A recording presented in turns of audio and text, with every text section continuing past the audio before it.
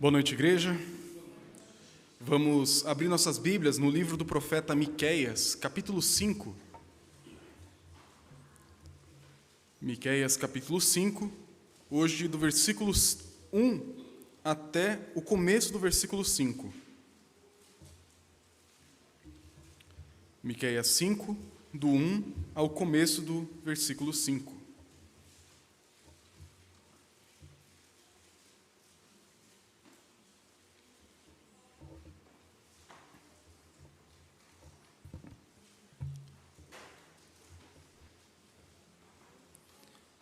Assim diz a palavra do nosso Deus. Agora, ajunta-te em tropas, ó filha de tropas. Por-se-á sítio contra nós, ferirão com a vara a face do juiz de Israel. E tu, Belém Efrata, pequena demais para figurar como grupo de milhares de Judá, de ti me sairá o que há de reinar em Israel, e cujas origens são desde os tempos antigos, desde os dias da eternidade. Portanto, o Senhor os entregará até o tempo em que a que está em dor estiver dado à luz. Então, o restante dos seus irmãos voltará aos filhos de Israel. Ele se manterá firme e apacentará o povo na força do Senhor, na majestade do nome do Senhor seu Deus, e eles habitarão seguros, porque agora será ele engrandecido até os confins da terra. Este será a nossa paz. Até aqui a leitura da palavra de Deus. Vamos orar mais uma vez. Pai, como é bom, nesse período no qual nós nos lembramos do nascimento de Jesus, esse período natalino em nosso calendário, de olharmos, Pai, para a Tua palavra em tantas e tantas passagens, e encontrarmos tantos momentos no qual o Senhor falou dessa vinda maravilhosa de Jesus. E nós queremos Te agradecer por esse presente maravilhoso, de enviar Teu Filho ao mundo para ser o nosso Senhor, para ser nosso Salvador, para ser nosso amigo, nosso irmão. E nós pedimos que agora, nesse momento de exposição da palavra, no qual nós queremos compreender o texto e abrigá-lo em nosso coração com mansidão para que ele transforme nossa vida, pedimos, Pai, que o Senhor trabalhe em nós por meio do Teu Espírito. Ilumina nossa mente, aquece nosso coração com a Tua palavra, faz com que ela encontre morada em nós e frutifique em nossa vida, trazendo os frutos que o Senhor deseja. É o que nós pedimos, em nome do Senhor. Amém. Meus irmãos, esse é um texto um pouco mais conhecido. Eu confesso que depois do sermão da semana passada eu fiquei pensando, acho que o balão assustou demais. Vamos para um texto mais fácil. E o texto de Miqueias, meu irmão, é um texto conhecido porque nós acabamos de ler uma passagem, logo no começo do culto, na qual fala sobre essa passagem aqui. Quando os magos do Oriente vêm até Belém, até Jerusalém, para encontrar o rei dos judeus, motivado por aquela estrela que o balão falou, eles chegam e aí o Herodes pergunta para os sábios judeus, onde que vai nascer o Messias? E a passagem de Miqueias é lida, então. E essa passagem de Miqueias serve como um norte para toda a jornada agora dos magos do Oriente, de Jerusalém até Belém. E em Belém encontrariam o rei, com apenas cerca de 2 anos de idade, dando seus primeiros passos, escorando nas paredes, igual a Clarice faz, o rei Jesus, de pé em Belém, na casa dos seus pais. E é sobre esse rei menino que eu quero falar com vocês hoje. Falar sobre essa profecia maravilhosa de Miqueias e como ela nos mostra o rei de Belém, que nos traz paz, nos traz esperança, nos traz segurança e nos traz um domínio para todos sempre no reino eterno. O texto de Miqueias, meus irmãos, ele começa, na parte que a gente mais conhece, no versículo 2. Só que quando a gente perde o versículo 1, a gente não entende bem o contraste dessa história. A história de Miqueias, caso você não se lembre, ela é uma história que a Bíblia não conta nos seus detalhes. Nós não temos um livro histórico que fala, então Miqueias apareceu, e Miqueias foi, e Miqueias fez, Miqueias trabalhou. Não temos. O que temos na escritura de Miqueias é o livro que carrega o seu nome. E segundo as evidências dos próprios textos, sabemos que ele foi um contemporâneo de Isaías, ou seja, cerca de uns 600, 700 anos antes de Jesus. Ele foi um profeta lá no reino do sul, o reino que seguiu fiel à linhagem de Davi, aos descendentes de Davi, aquele reino pequeno, diferente do reino de Israel, o reino do norte, grande, poderoso e completamente pervertido. Nesse reino do sul, Isaías, Miqueias e outros profetas trabalharam arduamente para trazer o povo do pecado para a lei de Deus, trazer da rebeldia para uma vida de piedade.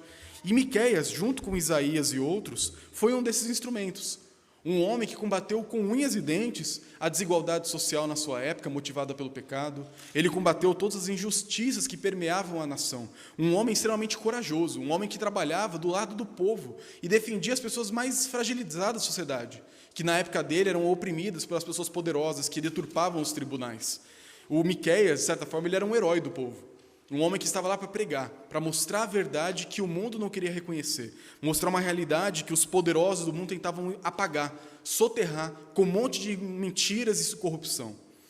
Miqueias, então, no capítulo 5, aqui no primeiro versículo, ele está falando dessa realidade completamente corrompida.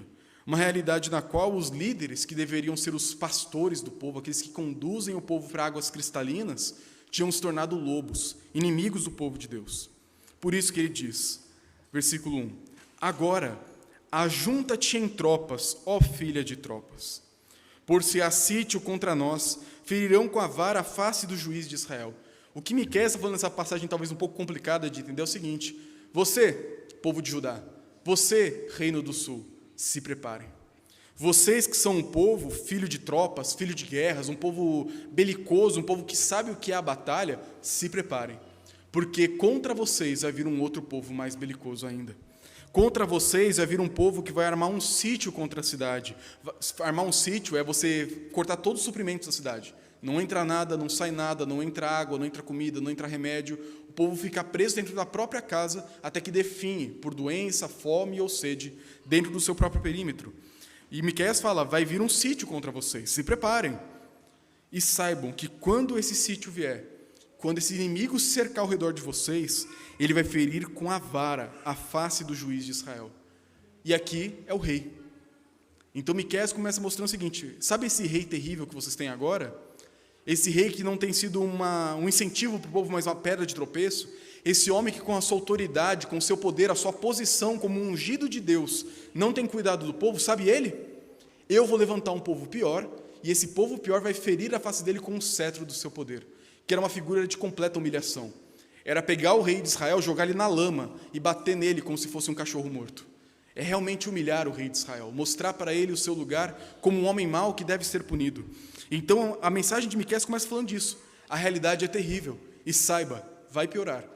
E vai piorar porque Deus mesmo vai se levantar contra esse povo terrível para trazer um povo ainda pior para disciplinar esse povo. E agora eu te faço um desafio. Comece você a pensar como se você fosse parte do povo. Imagine você, hoje no Brasil, que não é exatamente uma monarquia, Deus falando o seguinte, eu vou destruir o rei de vocês. Eu vou derrubar ele. Não estou falando do presidente atual, tá? Talvez alguns de vocês comemorariam. Mas imagine você como um povo que tem um rei. E Deus falando assim, eu vou derrubar o seu rei. Dentro da sua casa, eu vou derrubar o pai da família. Na sua igreja, eu vou derrubar o pastor e os presbíteros da sua igreja. Eu vou derrubar as figuras de autoridade que existem no seu meio e que para você são importantes, que servem para conduzir o povo, mas não estão fazendo isso direito. Eu vou derrubar essas pessoas. Qual seria a sua reação diante de uma notícia tão terrível como essa? Alguns, durante toda a história da igreja, vendo momentos como esse, especialmente no Antigo Testamento, fariam como Abacuque. Mas Deus, eu acabei de reclamar do problema, você vai trazer mais problema para a gente? Se o Senhor não tirar o rei, se o Senhor não tirar a liderança, como que a gente vai poder perseverar? Como a gente vai poder caminhar sem uma figura de autoridade, como alguém que realmente vai governar? Hoje, por conta de péssimos líderes que vemos no governo em vários lugares, nas próprias famílias e igrejas, por vezes nós temos uma visão um pouco avessa à autoridade. Mas em um mundo tribal, um mundo monárquico como o do mundo do Antigo Testamento, nós temos a figura do rei derrubada, uma figura de um povo derrubado. Então a mensagem de Miqueias colocaria todo mundo assim, meu Deus, e agora? Se acabou o rei, o que resta do povo? Se acabou a liderança, como que nós podemos ter alguma esperança? E é nessa hora, quando o povo perceberia que Deus não deixaria o pecado do povo impune e vai tomar uma providência, que Deus traz a esperança. Por isso que o versículo 2 até o começo do versículo 5 é tão maravilhoso, porque Deus está mostrando para um povo doente, com um rei doente, com uma sociedade doente, uma nova perspectiva. Um horizonte mostrado pelo profeta, no qual virá um novo rei, e esse novo rei será o rei que trará esperança para todo o povo. Por isso que o texto começa dizendo, agora sim no versículo 2, e tu, Belém Efrata, pequena demais para figurar como grupo de milhares de Judá, de ti me sairá o que há de reinar em Israel. Para um povo sem líderes, para um povo corrompido, Deus agora fala, eu vou derrubar, mas eu vou trazer. E quando eu tirar esse homem que tem sido uma pedra de tropeço, aqui ele está falando já no futuro do rei Zedequias, um homem terrível. Na hora que eu derrubar Zedequias com os babilônicos, com tudo mais, e tirar ele da frente de vocês, saibam que esse vácuo de poder não permanecerá para sempre. Eu vou levantar um outro homem, um homem diferente desse. Um homem que também é da família de Davi. Um homem que também vai nascer de Belém, de Efrata, um outro nome para a cidade de Belém. Um homem da linhagem de Davi. Eu vou levantar outro, não se preocupem. Eu vou levantar outro homem. E esse homem, ele vai sair para mim. De ti me sairá. Um homem consagrado para mim, como Deus. Um homem que tem um coração voltado para mim. De vocês sairá para mim um rei. Ele vai reinar em Israel. Ele vai unir os povos inimigos, o reino do norte e o reino do sul. Ele vai unir, já pensando no todo da história, os gentios e os judeus. Ele vai unir pessoas que vivem em guerra para se tornar agora um novo povo. E Deus fará isso. Então a primeira coisa que o texto nos mostra, claro que você já sabe que eu estou falando de Jesus aqui, é que em Jesus nós temos a única esperança para esse mundo. Quando você olha para a sociedade hoje, ainda mais num Brasil tão bagunçado como o nosso, e você olha para a figura de autoridade, você olha para a figura paterna na sociedade, quantos pais terríveis nós temos por aí? Quantos homens que não sabem ser homens, homens que não cuidam de suas famílias, homens que não protegem o seu lar, não educam seus filhos, não são exemplo para ninguém. Muitas vezes os homens no Brasil são um exemplo a não ser seguido. O Brasil tem uma séria falha na liderança. Quando você olha para o tanto de igreja que se espalha por aí, tantos apóstolos, bispos, pastores, profetas e tanto mais, e você vê tantos homens corrompidos, homens que não sabem liderar, homens que sabem dominar, mas liderar, não sabem liderar. Homens que falam em nome do Senhor, mas não têm um coração voltado para o Senhor. Você olha para o governo no Brasil, o tanto de gente corrupta, desprezível, que tem crimes e crimes explícitos e ainda assim nada acontece. E isso há décadas e décadas e décadas. Quando a gente olha para o nosso mundo quebrado, corrompido nas suas figuras, nas suas bases de autoridade, desde o núcleo familiar, o núcleo eclesiástico ou social, nós vemos que nós vivemos em um mundo quebrado. Um mundo no qual aquelas figuras que deveriam proteger o povo não fazem muitas vezes. E a reação de muitas pessoas diante disso é tentar conquistar do seu próprio jeito. Alguns olham para a falha da liderança masculina nos lares, né, nos casos em que o homem faz parte do núcleo familiar, né, e alguns nem isso o homem faz parte mais, porque abandonou a família. Alguns olham para essa situação e falam assim, olha, homem não presta para nada, homem não serve, se eu não fizer por onde, não vai dar certo. E surgem movimentos como o feminismo. Alguns olham para igrejas na qual a liderança não funciona bem, por vários motivos até mesmo justificáveis de se perceber que não funciona bem, realmente falta de zelo, falta de temor ao Senhor, e faz o quê? Cria um movimento de desigrejado. Eu não preciso de uma igreja com líderes corruptos, eu posso ser igreja sozinho na minha casa. Nós olhamos para o Estado e pensamos, não, figuras de autoridade, Paulo, você falou que eles foram instituídos por Deus, não parece. Eu não preciso de figuras de autoridade, eu vou ser minha própria lei, eu vou escrever meu destino, eu vou ser um justiceiro social, eu vou fazer a minha vida acontecer no ritmo que eu quero, na hora que eu quero. O ser humano, desde o Éden, tem essa tentativa de quando vê que as bases que Deus colocou não funcionam, ele quer criar a sua própria. Nós temos um sério problema com a autoridade. Primeiro, porque temos péssimos líderes no mundo, e também porque nós não sabemos lidar com isso. E esse texto nos mostra que nesse problema de autoridade que existe, que é crônico, desde o Éden até o último dia, nós encontramos um motivo para encontrarmos esperança em Jesus. Você, sozinho, não consegue resolver o problema da sua família, de um pai ausente, de um marido ausente. Você, sozinho, não consegue resolver o problema de uma mãe, uma dona de casa, que cuida do seu lar porque não tem nem mais o marido para ajudar. Você sozinho não consegue fazer isso. Nós, no Brasil, tão quebrado, não conseguimos consertar o Brasil. É só jogar uma bomba em Brasília. Não resolve, porque outras pessoas iguais vão ficar no lugar, outros pecadores iguais a nós vão assumir os postos. A solução do nosso mundo não está em bombas em Brasília, em feminismo, em comunismo, em direita, em esquerda, não está em nada disso. Nenhuma filosofia humana, desde a mais conservadora, mais patriota, até a mais de esquerda comunista, nada, absolutamente nada, consegue resolver o problema do homem. Que é um problema de falta de esperança, falta de um líder que saiba cuidar do povo com coração para o Senhor. Por isso, a primeira coisa que o texto nos mostra, se a sua esperança não estiver em Jesus, nada do que Deus tem para te oferecer vai servir para você. Sabe por que às vezes você fica tão irado, tão consumido de ódio em debates políticos? Porque você ainda não entendeu que Jesus é a sua única resposta. É a única esperança que você pode ter com relação ao cenário mundial e global, com todas as bagunças que acontecem por aí. A sua revolta com relação ao seu pai, ao seu marido, à sua mãe, a uma figura de autoridade dentro de casa, nunca vai ser resolvida com rebeldia, com mágoa, com rancor, com punição. Porque a única esperança que nós temos para a restauração de lares é o próprio Senhor Jesus Cristo. Em Jesus Cristo, uma mãe solteira, um pai solteiro, uma família disfuncional pode ser transformada. Mas sem Jesus é só terapia, que pode até melhorar uma coisa aqui e ali, mas não trata o coração. Se Jesus não for a sua única esperança, como esse texto nos mostra, como aquele que vai sair do povo para Deus, um homem voltado para o Senhor, nada vai resolver. Você vai continuar enchendo a sua barriga com água, água, água. Você até continua funcionando, você até continua andando, mas não mata aquela fome. Aquela angústia dentro de você não se resolve, porque você não encontra alguém que vai resolver. Você não encontra alguém que vai ser uma fonte de esperança. E Miqueias fala isso para um povo corrompido. Alguns, talvez, com o primeiro versículo, falarem assim: graças a Deus, já deu a hora desse rei cair. E pensarem assim: quem que a gente vai levantar no lugar? Quem que vai ser o novo líder que a gente vai colocar no lugar do rei de Zedequias? Quem que a gente vai colocar lá? Enquanto você entender que nenhum homem perfeitamente vai suprir isso, só Jesus, nós sempre continuaremos tentando colocar ídolo atrás de ídolo no lugar que só pertence a Deus. Por isso, nesse Natal, a primeira coisa que a gente tem que lembrar: nós temos no Jesus que é um rei da esperança. Somente quando Jesus é rei da sua vida, as outras batalhas que você vê por aí começam a fazer sentido. Somente quando Jesus se torna o rei da sua vida, do seu lar, da sua família, da sua igreja, a sua motivação a enfrentar os problemas vai estar na perspectiva correta, a perspectiva do profeta, que no lugar de reis maus, de líderes maus, vem um líder segundo o coração de Deus.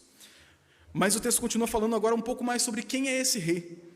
O texto, depois de falar que de ti me sairá o que há de reinar, no versículo 2, diz: e cujas origens são desde os tempos antigos, desde os dias da eternidade.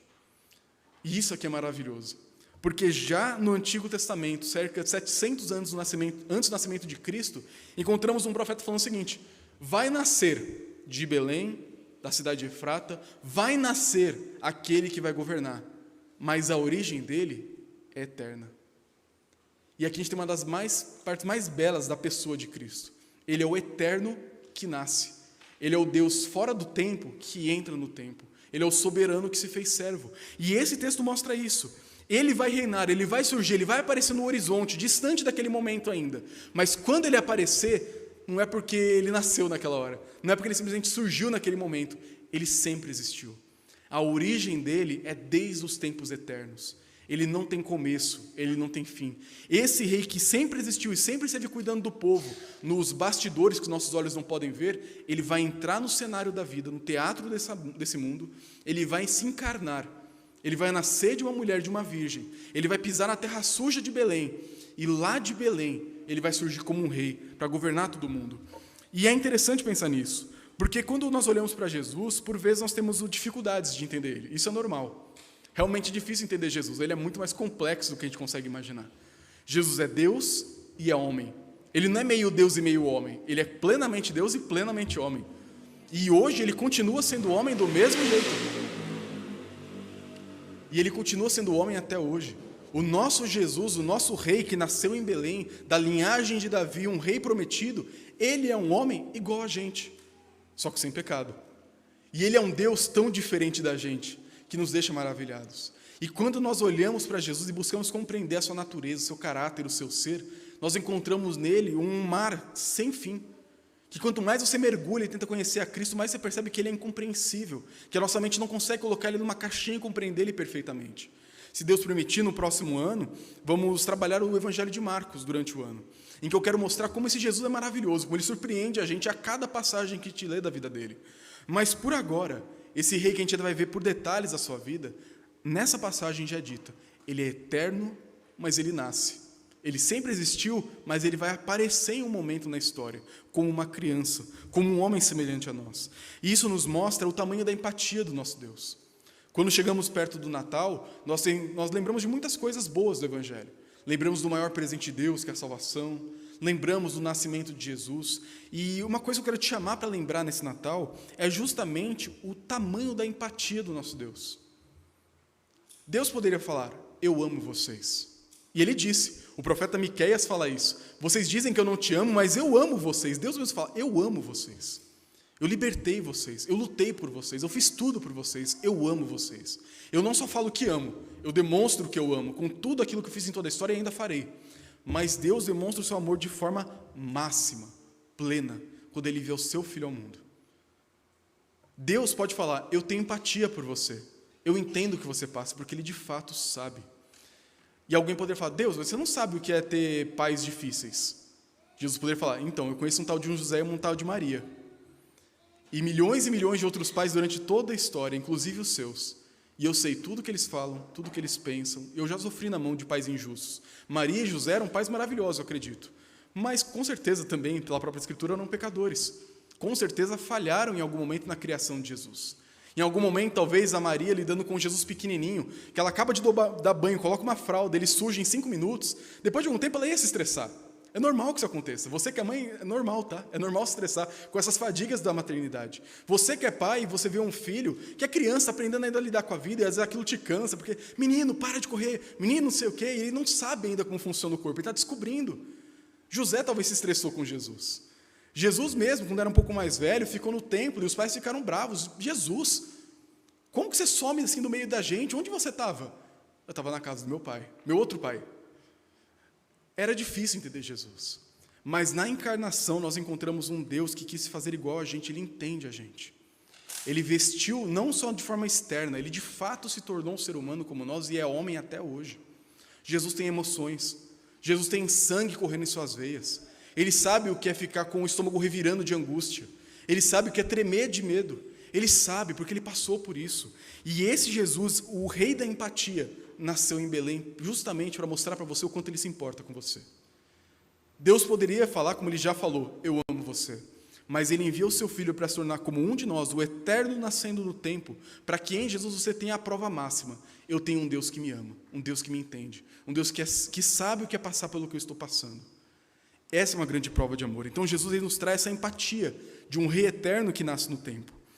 Mas também, agora no versículo 3, mostra que esse rei perfeito veio também para resgatar os perdidos. O texto diz, portanto, o Senhor os entregará, falando para o povo do Reino do Sul, os entregará até o tempo em que a que está em dores, aqui dores de parto, tiver dado à luz. Então, o restante dos seus irmãos voltará aos filhos de Israel. E isso aqui para a gente talvez seja a parte mais, que a gente passa mais rápido no texto. Para nós hoje, a ideia do exílio não é grande coisa. A gente pensa no exílio como um castigo que Deus deu para o povo, eles ficaram 70 anos no cativeiro babilônico, saíram de lá e está tudo certo. Para um judeu, na época de Miqueias, para um judeu na época de Jesus, o exílio era muito mais sério do que isso. O exílio, a gente não entende o peso das coisas porque a gente não viveu aquilo, a gente não aprofunda nessa ideia. É um período que a gente não tem tantos detalhes da história bíblica, a gente tem muitos profetas, mas não tem tantos registros históricos do que está acontecendo. O período do exílio para os judeus é a maior vergonha que eles passaram, a maior de todas, maior até do que o Egito. O Egito foi um cativeiro terrível, mas já existia uma promessa de que eles sairiam de lá de forma poderosa através dos feitos de Deus. Mas no exílio, o exílio é uma prova máxima de que as maldições lá de Deuteronômio capítulo 28 foram cumpridas. Deus chegou no limite, na verdade o povo chegou no limite, vocês atravessaram a linha que eu coloquei. O ponto máximo da maldição de Deus para o povo era o exílio. E quando os profetas falam, Deus vai mandar o exílio, ele vai levantar um povo, ele vai oprimir vocês, ele vai castigar vocês, o povo deu de ombros, várias vezes. O próprio rei Zedequias, que é o alvo dessa profecia do versículo 1, ele mesmo mandou queimar os pergaminhos de Jeremias. Ele não estava nem aí para isso. Mas quando o exílio veio, aquilo foi como que a morte do povo de Deus. O povo de Deus do Reino do Sul, porque o norte tinha sido levado para o cativeiro há muito tempo antes, o Reino do Sul passa por um período de cativeiro que, na prática mesmo, não acabou depois de 70 anos. Depois de 70 anos, eles voltaram para a sua terra. Mas aquele sentimento de exílio permaneceu para todos sempre, até o momento que eles encontrem a Cristo. Porque o exílio ele marcou o fim da monarquia. Até 586 a.C. tinha rei. O rei tinha um filho que era o rei, que tinha um filho que era um rei, tinha um filho que era um rei. Chega em Zedequias, o último, Deus fala, chega, acabou, eu não aguento mais vocês. Em Isaías capítulo 6, ele fala, eu vou cortar. Em Isaías 11 também, eu vou cortar, vai ficar só o toco. Mas um dia, daquele toco cortado, vai brotar um renovo, um novo brotinho. E esse broto será uma esperança. Ele vai vir da mesma origem, da família de Davi. Ele vai vir da mesma linhagem, porque eu prometi que isso vai acontecer. Mas ele vai vir depois de muito e muito tempo. E quando ele brotar, ele vai trazer uma esperança que vocês nunca mais vão encontrar em outro lugar. Então o exílio, ele acabou com a monarquia. Depois que o povo voltou do cativeiro babilônico, não surgiu o rei em Israel. Você lembra de um tal de Zorobabel? Zorobabel, que voltou com a primeira leva dos cativos da Babilônia, que lá no livro de Ageu e de Zacarias ele é um personagem importante na reconstrução da cidade. Esse Zorobabel é descendente de Davi. Ele deveria ser o rei de Israel quando voltasse, mas em nenhum lugar ele é chamado de rei. Nem ele e nem nenhum de seus filhos. Quando você olha a genealogia de Mateus capítulo 1, do versículo 1 ao 17, você vê ali que a genealogia ela é dividida em 3 blocos. De Abraão a Davi, Davi até o exílio e do exílio até Jesus. E essa última marca do exílio até Jesus é importantíssima. Porque ela nos mostra que em Jesus, o rei que ficou ausente retorna. Há um retorno do rei. Um rei de uma linhagem antiga, um rei alvo de profecias antigas. Ele agora vai ressurgir como um renovo daquele toco, depois de anos e anos e anos de ausência de uma figura real. Anos e anos e anos sem uma figura para cuidar do povo. E aqui esse texto mostra, Deus vai entregar vocês para o cativeiro. Reino do Sul, Reino do Norte, vocês vão sofrer. Eu vou punir vocês, faz parte isso. Mas vai chegar um dia que aquela que está com dores de parto, aquela esperança do próprio coração de Deus de trazer o seu filho ao mundo, em que vai chegar o tempo exato, como diz Gálatas 4:4, na plenitude do tempo, o Filho de Deus, Jesus Cristo, vai nascer de mulher debaixo da lei. Ele vai nascer na hora exata, nem antes, nem depois. Jesus não se atrasa nem chega adiantado, ele chegou exatamente na hora que ele tinha que chegar. E quando Jesus vem ao mundo, ele não é só um profeta, ele não é só um rabino, ele é o rei de Israel. E a gente esquece disso. A gente pensa em Jesus como Salvador, e é verdade. A gente pensa em Jesus como mestre, e isso é verdade. Mas Jesus ser rei é um dos aspectos mais importantes de todo o Novo Testamento. E nós que não vivemos uma monarquia não valorizamos tanto isso. Quando nós pensamos no rei Jesus e tratamos ele como rei, a gente coloca ele no devido lugar que ele tem que ter na nossa vida. Um rei tem autoridade para mandar em você. Um rei tem autoridade para falar para você o que a sua vida deve seguir ou não. Um rei tem autoridade para te proteger. Quando você sabe que você tem um rei do seu lado e não só um professor, você pode dormir mais seguro à noite. Quando você sabe que tem um rei do seu lado e não só um profeta, você pode ter confiança de que tudo aquilo que ele fala, ele vai garantir que vai acontecer da própria força da sua mão. Nós temos um rei extremamente confiável. E o texto mostra que esse período de vergonha do Antigo Testamento vai acabar, quando esse rei vier. E quando ele vier, ele vai unir o reino do norte, os irmãos, com os filhos, o reino do sul. Ele vai unir, como diz Efésios 2, os gentios e os judeus. Ele vai unir na nossa própria vida aqui, inimigos, para se tornar amigos. Em Jesus nós encontramos a redenção perfeita, porque ele, como rei, vem e morre no lugar do povo. Já para pensar por que o sacrifício de Jesus vale por você? Não é só porque você acredita, isso é parte do se apropriar do sacrifício dele. Mas Jesus só morre por você porque ele é o seu rei. No mundo antigo, o rei representa a nação. Se o rei brigar com outro rei, todo o povo é enfiado no conflito. Quando Jesus ele decide morrer por você, é porque ele está falando, você é parte do meu povo, eu te represento. A minha morte na cruz é a sua morte. E a minha ressurreição é a sua ressurreição. A minha vitória é a sua vitória. E quando eu botar fim na vergonha do exílio, até mesmo para você que não é judeu, saiba que você vai ser plenamente livre, porque eu fiz isso no seu lugar. Então, para os judeus, essa aqui será a maior esperança de todas. Vai chegar um dia que nós pararemos de ser a vergonha das nações, motivo de piada dos povos. Um dia nós seremos um povo verdadeiramente livre, com um rei de novo, um rei que dessa vez presta, um rei de caráter, um rei que ama o Senhor, um rei que ama o povo e dá vida por ele. Em Jesus nós temos esse homem, esse rei perfeito que vai cuidar de tudo. No versículo 4 também mostra agora as últimas ações desse rei. 3 coisas que ele faz para cada um de nós e continua fazendo até hoje. Versículo 4, ele se manterá firme e apacentará o povo na força do Senhor, na majestade do nome do Senhor, seu Deus, e eles habitarão seguros, porque agora será ele engrandecido até os confins da terra. Este será a nossa paz. Nessa última parte aqui do texto, nós encontramos o seguinte, nós temos um rei pastor. Pastor, hoje, a gente pensa na minha figura, né? É alguém que prega na igreja, que lida com a igreja. Pastor, naquela época, não existia essa ideia. Pastor era cuidar de ovelha. Era um trabalho de gente simples, gente analfabeta, gente sem muito preparo. Era gente simples que morava no interior das regiões de Israel e que vivia no campo com os bichos. Cheirava mal, cheirava cheiro de ovelha, estava lá sempre vivendo nos campos, dormindo debaixo do sereno e passando apuros no campo. O pastor não era uma figura nobre. Não era uma figura de, ele vai ser um pastor. Não, ele vai ser um pastor? Tá bom.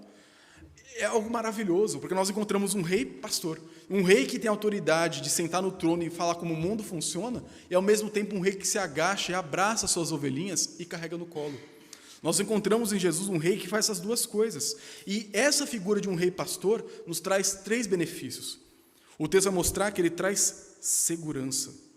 Ele vai apacentar o povo na força do Senhor, na majestade do nome do Senhor, seu Deus, e eles habitarão seguros. Se Jesus é o seu rei hoje, você pode dormir seguro essa noite. E se acontecer alguma coisa?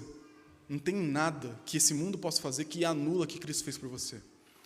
Se Jesus de fato é o seu bom pastor, como diz o Salmo 23, se ele de fato é o rei pastor da sua vida, você pode passar por qualquer dificuldade, certamente passaremos. O próprio Jesus, quando fala da paz que ele vai nos dar lá em João capítulo 14, ele fala: eu deixo para vocês a minha paz. A minha paz eu dou. Não dou ela como o mundo dá. O mundo não pode dar paz. Não se turbe o vosso coração, nem se atemorize. Essa fala de Jesus é tão estranha, porque ele fala: eu vou dar paz, não tenha medo. Eu vou dar paz, não se atemorize. Por que ele fala isso? Porque vai ter motivo. E a gente pensa assim: se Deus me ama, nada vai dar errado.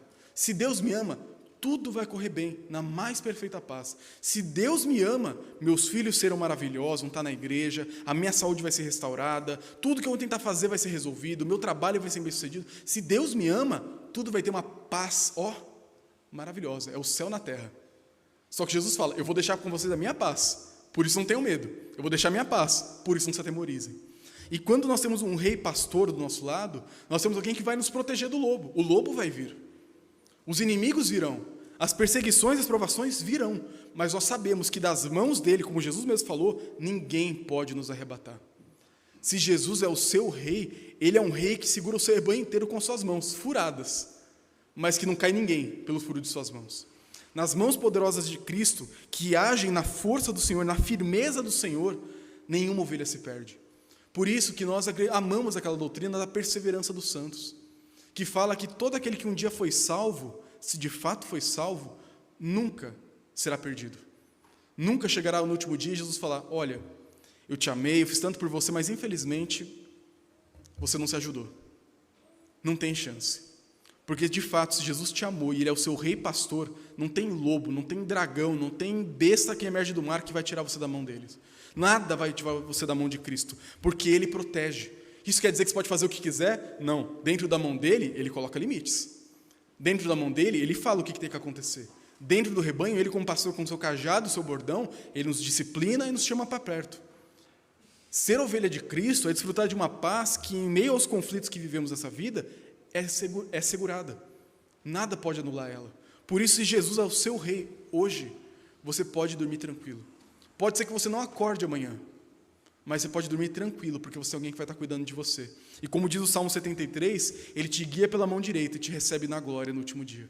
Nada, absolutamente nada, pode tirar você da segurança que Cristo traz. Mas além disso, também fala depois que eles habitarão seguros, porque agora será ele engrandecido até os confins da terra. Em Jesus nós temos agora um plano de dominação mundial. Parece até coisa de filme de ficção científica, né? Mas em Jesus nós temos um rei ganancioso, um rei ambicioso, um rei que olha para o mundo e fala: é meu, eu quero.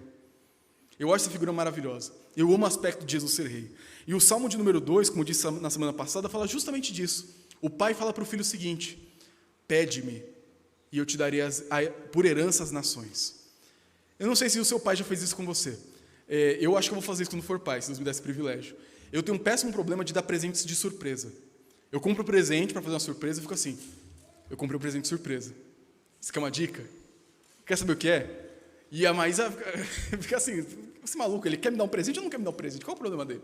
Eu não sei dar presente de surpresa, porque eu estou com tanta vontade de presentear que eu quero que a pessoa queira o que eu estou querendo dar para ela. Eu quero que a pessoa deseje aquilo que eu estou desejando para ela.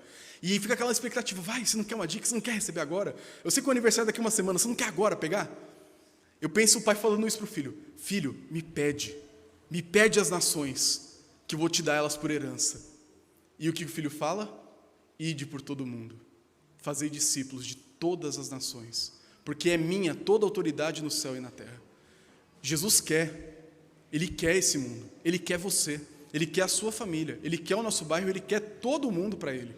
Por isso que quando nós pregamos o evangelho, independente da doutrina da eleição, isso não muda em nada a pregação do evangelho. A gente prega para todo mundo. Porque, como eu disse em outras pregações do passado, a gente não tem detector de eleito.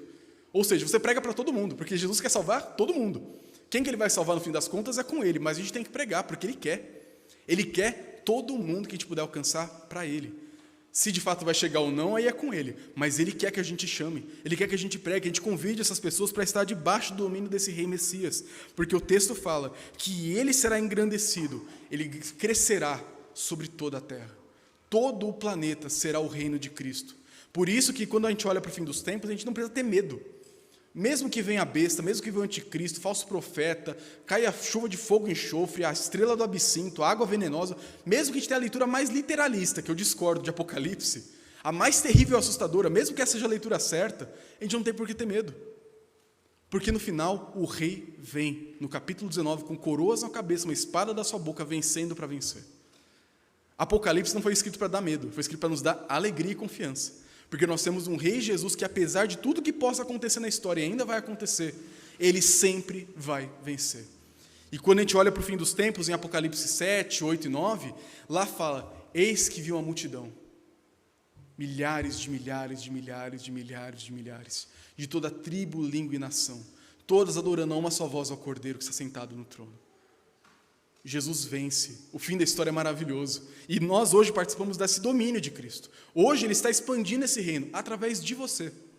Você hoje é um emissário desse reino, um arauto do reino, para levar à frente a bandeira e chamar mais e mais pessoas para conhecer o Rei Jesus. Esse rei que protege, esse rei que domina, e por último, esse rei que dá a paz.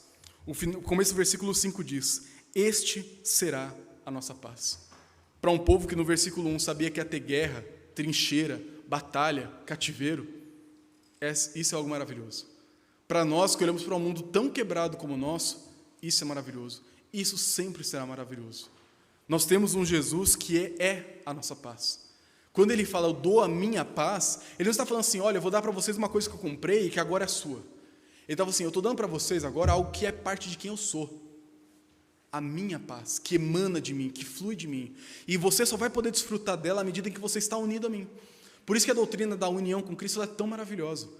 Ela mostra que quando Jesus ele se encarna, sendo um de nós, ele está se unindo a gente. Quando ele foi batizado por João Batista no rio, ele está se identificando com a gente, com os pecadores. Quando ele vive uma vida de obediência, ele está vivendo a vida que a gente não pode viver no nosso lugar. Quando ele morre a nossa morte. Quando ele ressuscita, ressuscita para nos dar a nossa nova vida. E quando ele está ao lado do Pai, é para nos garantir que lá nós estaremos também junto com ele no último dia. Jesus é esse rei glorioso que dá paz, mas essa paz é desfrutada quando nós estamos com ele, unidos a ele. E como que nós experimentamos disso hoje? Quando você vive a sua vida simples e ordinária ao lado de Cristo. E assim, pode parecer que eu estou pegando no pé, mas, gente, orar é fundamental. Orar é você abrir o seu coração para esse rei e assim, faz um exercício comigo, pensa o seguinte, o quão maluco é orar? O quão absurdo é fazer isso? Pensa uma perspectiva de um amigo seu que não é crente. Você está lá no seu quarto, você fecha o olho e fala, Pai, e começa a falar com certeza que a pessoa está te ouvindo. Parece coisa de esquizofrênico, não parece? Mas é um exercício tão simples, tão acessível, tão básico, que não tem regrinha de certo ou errado, a gente tem que ficar preocupado com tantas palavras que a gente usa, mas é um exercício tão simples, acessível para qualquer pessoa, e a gente despreza. A oração é algo que qualquer pessoa pode fazer. Alguém que consegue ler a Bíblia, quem não consegue ler a Bíblia, alguém com muita escolaridade, pouca escolaridade, alguém que teve uma grande capacidade de expressão, uma pessoa que tem pouca capacidade de expressão, qualquer pessoa pode orar, com pensamentos, com gemidos, com movimentos do coração que a nossa boca não consegue expressar.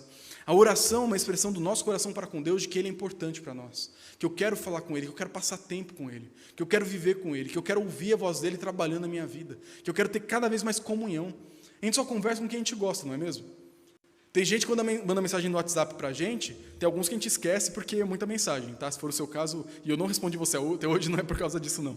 Mas sabe aquela pessoa que manda uma mensagem, você vê aquela notificação e fica assim, eu fingi que nem li? Eu também faço isso, todo mundo faz isso. Quando a gente ama alguém, a gente conversa, a gente gasta tempo.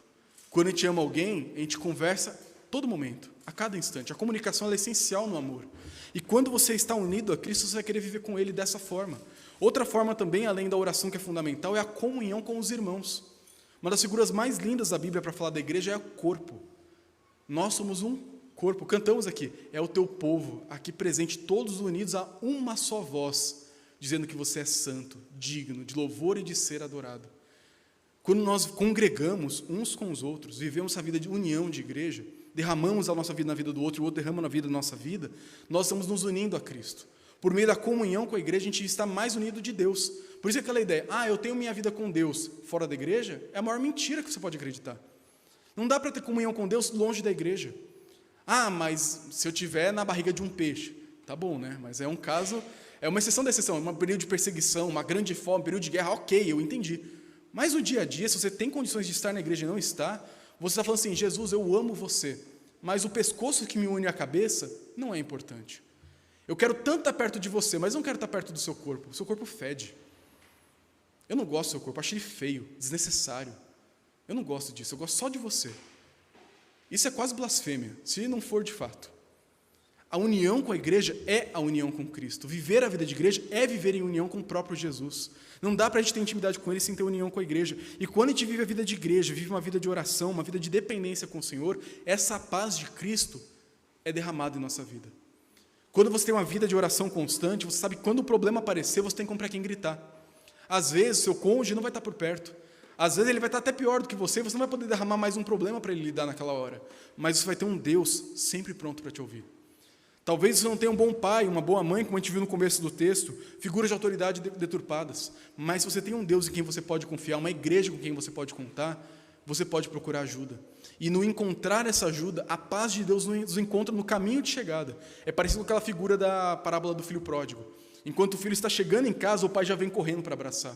Na medida em que nós buscamos a união com Cristo por meio da oração, da ceia do Senhor, da comunhão da igreja, o próprio pai já vem correndo para nos abraçar e derramar a paz dele em nosso coração.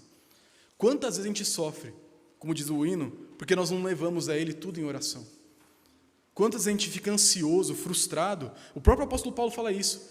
O remédio da ansiedade geral, não talvez uma mais crônica e clínica, e cada caso é um caso, mas a ansiedade comum de todos nós é a oração para o apóstolo Paulo. Lá em Filipenses 4 ele fala isso. Você está ansioso? Vai orar. Vai orar agradecendo por tudo que Deus fez por você. Vai orar pedindo por cada necessidade que você tem. Derrama a sua vida em oração. E muitos de nós hoje sofremos com ansiedade quase que crônica, por quê? Não oramos. Não é porque você está com uma doença, não é por causa de um distúrbio. Pode até ser em alguns casos. Mas é porque, às vezes, na maior parte, você não ora. E a primeira coisa que a gente faz, eu preciso de um diagnóstico, eu preciso de um remédio. Pode até ter esse caso. Mas eu acredito que, na maior parte, é porque a gente não ora. A gente não sabe que a gente tem um Deus com quem a gente pode confiar. Com quem eu posso abrir a minha boca aqui na terra falando assim, Pai, e Ele está lá no céu falando, sim, filho. A gente esquece disso. E por conta dessa falta de comunhão, a paz de Deus não parece algo tão real para nós. Parece algo muito virtual, muito assim, a paz, né? E não é aquela paz que eu desfruto no meu quarto quando eu estou chorando. Por isso, desfrutar da paz do Rei Messias é estar unido a esse Deus, viver com esse Deus, porque Ele é a paz. Ele não tem a paz, Ele é a própria paz. E nós só vamos desfrutar dessa vida tranquila com Deus quando nós estivermos unidos mais e mais com esse Rei que se encarnou e nasceu de Belém. Por isso, caminhando para o final dessa mensagem, queria fazer algumas brevíssimas aplicações, revisando aquilo que a gente viu. Em primeiro lugar, nesse Natal, reoriente seu coração. O pastor Nilson falava, nos primeiros anos que eu estava aqui, era um livro que todo mundo estava lendo naquela época, esqueci o nome agora, depois se vocês quiserem saber, me perguntam, que depois eu lembro. Era um livro que falava sobre te reorientar nosso coração, redirecionar o coração. Porque a liturgia da nossa vida diária, desse mundo, ela vai desviando o nosso coração do alvo certo. E esse livro fala o quanto é importante na prática diária, de uma liturgia diária, de uma vida com Deus, o nosso coração ser redirecionado. Em primeiro lugar, nesse Natal, redirecione o seu coração, colocando sua esperança unicamente no único Rei, na única figura de autoridade digna de confiança cega, Jesus Cristo. Pare de brigar por política, pare de brigar com as autoridades, pare de guardar no seu coração revolta contra os seus pais, contra a política, contra as pessoas ao seu redor, contra figuras que falham com você. Pare com isso. Enquanto você não colocar sua esperança de fato em Jesus, essas coisas vão mexer demais com você. Como é que eu sei que eu aprendi a confiar em Jesus? Porque essas coisas te incomodam, porque a gente também não deixa de viver nesse mundo. Mas elas não vão tirar a sua paz.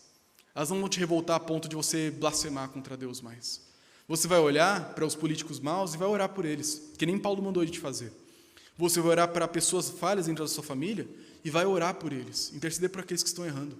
Você vai olhar para a sua igreja e vai incentivar uns aos outros a caminhar em fidelidade ao Senhor. Por isso, nesse Natal, tenha Jesus como de fato o rei da sua vida, para que você pare de colocar o seu foco em outras coisas menores. Em segundo lugar, lembre desse rei eterno que nasceu no tempo, o quanto Jesus te ama, o quanto Ele quer estar perto da gente, saber o que a gente sente. Ele se encarnou. Esse é o maior ato de empatia de todos. Depois, lembre também que Ele veio para resgatar a gente do maior exílio, que é o exílio do pecado. Ele veio nos trazer um perdão perfeito para todos os nossos erros do passado e acabar com a nossa vergonha. Em Jesus as coisas velhas passaram e tudo se fez novo. Também lembrar que esse rei pastor veio para trazer segurança. E essa segurança é desfrutada na medida em que nós vivemos dentro do reino que Ele está expandindo. E vivemos em união com Ele, que é a nossa paz. Por isso, nesse Natal, gaste tempo meditando na pessoa de Cristo.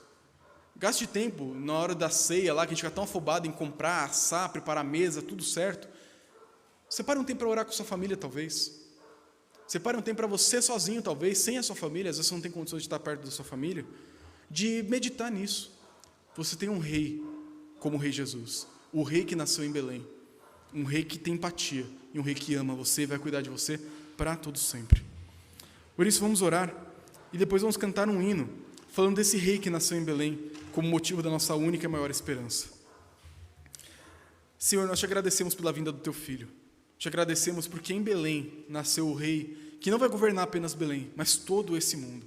Pois toda autoridade é dele, todo poder é dele, toda a glória, a honra e louvor são dignas de serem entregues a ele. E nós te agradecemos porque esse rei tão glorioso, tão incrível, tão soberano, tão poderoso, é o nosso rei pastor, que cuida de nossas feridas, que nos conduz, que nos apacenta, que nos dá paz. Te agradecemos, Senhor, pela vida de Jesus. Te agradecemos porque a vida dele não acaba, porque ele é vivo, poderoso, e é por nome dele que nós estamos falando contigo nesse momento. Te agradecemos porque por meio de Cristo nós temos livre acesso, não só ao Senhor, que é o maior de todas as bênçãos, mas também uns aos outros. Através de Cristo nós somos um corpo, uma família. E nós queremos te pedir, Senhor, que a maravilha, a beleza, a glória de Cristo venha marcar nossos corações. Que não venha ser apenas uma coisa que nós lembramos em momentos de culto, em momentos devocionais, mas que a nossa vida seja marcada pelo senhorio de Jesus, pelo reino dele, pela sua majestade e seu domínio. Que nós venhamos a andar, trabalhar, viver, amar, servir, com a consciência de que nós temos um rei cuidando de nós a cada instante de nossa vida. O rei que nasceu em Belém. E é por isso que nós te louvamos. E é por isso que nós pedimos, Pai, nos abençoa, nos dando mais de Cristo. E é no nome dele que nós oramos. Amém.